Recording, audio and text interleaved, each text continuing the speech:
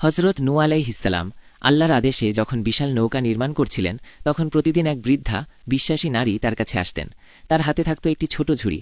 শান্ত কণ্ঠে তিনি জিজ্ঞাসা করতেন, হে আল্লাহর নবী, জাহাজটি কবে যাত্রা শুরু করবে? হজরত নূহ আলাইহিসসালাম মৃদু হেসে বলতেন, এখনও সময় হয়নি, সময় এলে আল্লাহ নিজেই জানাবেন। বৃদ্ধা নারীটি সেখানেই বসে থাকতেন, সারাদিন নীরবে অপেক্ষা করতেন, আর সন্ধ্যা নামলে ধীরে ধীরে নিজের ঘরে ফিরে যেতেন। এভাবেই দিনের পর দিন চলতে থাকল। একদিন হজরত নূহ আলাইহিসসালাম তাকে বললেন, হে বৃদ্ধা, যখন যাবার সময় আসবে তখন তোমাকে জানানো হবে। তিনি মাথা নিচু করে চলে গেলেন। তার মনে অটুট বিশ্বাস ছিল, নবী আলাইহিসসালাম কখনো তাকে ভুলবেন না। তিনি নিশ্চিত ছিলেন জাহাজ ছাড়ার আগে অবশ্যই তাকে ডাকা হবে। কিন্তু সময় গড়াল। হঠাৎ আল্লাহর আদেশে শুরু হলো ভয়াবহ বিপর্যয়। আকাশ ফেটে বৃষ্টি নামল, ভূমি থেকে পানি উথলে উঠল, চারদিক প্লাবিত হয়ে গেল। হজরত নূহ আলাইহিসসালাম আল্লাহর নির্দেশে জাহাজে আরোহণ করলেন আর জাহাজ যাত্রা শুরু করল। কিন্তু সেই বৃদ্ধা নারীর কথা তার স্মরণে এলো না। দীর্ঘ সময় পর আল্লাহর ইচ্ছায় ঝড় থেমে গেল, পানি সরে গেল, ঢেউ শান্ত হল। একদিন হজরত নূহ আলাইহিসসালাম বললেন, চলো সেই নগরীতে ফিরে দেখি যেখান থেকে সবকিছু শুরু হয়েছিল। তিনি জাহাজ থেকে নেমে শহরের দিকে এগিয়ে গেলেন। সেখানে পৌঁছে তিনি দেখলেন সবকিছু ধ্বংসস্তূপে পরিণত হয়েছে। চারদিকে নীরবতা, জনশূন্যতা আর ভাঙা ঘরবাড়ি।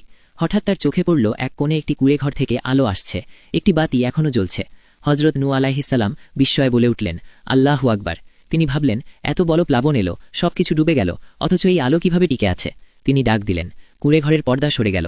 সেই বৃদ্ধা নারী একটি পাত্র হাতে বেরিয়ে এলেন এবং সরল কণ্ঠে বললেন, হে আল্লাহর নবী, জাহাজ কি এখন প্রস্তুত?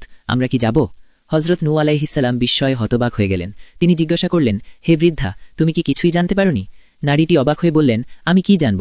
নূহ আলাইহিসসালাম বললেন, এত ভয়ঙ্কর ঝড় হয়েছিল, পৃথিবী ডুবে গিয়েছিল, মানুষ ধ্বংস হয়ে গিয়েছে, তুমি কি কিছুই দেখনি?